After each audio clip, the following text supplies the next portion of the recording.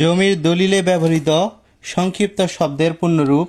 মৌজা অর্থ গ্রাম, ফর্দ মানে দলিলের পাতা, খং শব্দের অর্থ খতিয়ান, সাবেক অর্থ আগের, হাল মানে বর্তমান, বং মানে বাহক মানে যিনি নিরক্ষর ব্যক্তির নাম লেখেন, নিং মানে নিরক্ষর, গং মানে আরও অংশীদার আছে, সাং মানে শাকিন বা গ্রাম, জে এল নং মানে মৌজা নম্বর।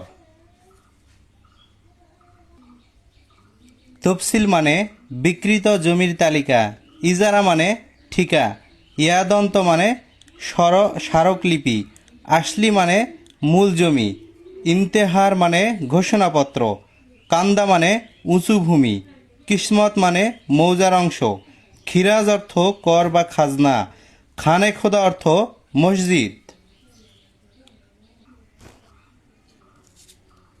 তঞ্জকর্তা অর্থ প্রতারণা, শনাক্তকারী অর্থ যিনি বিক্রিকর্তাকে চেনেন, এজমালি অর্থ যৌথ, মুসাবিদা অর্থ দলিলের খসড়া রূপ, মুসাবিদা কারক মানে দলিল লেখক, পর্চা মানে প্রাথমিক খতিয়ানের নকল, বাস্তু মানে বসতভিটা, বাটোয়ারা মানে বন্ঠন, বায়া মানে বিক্রেতা, মং অর্থ মোট বা মবলক আর মবলক অর্থ মোট।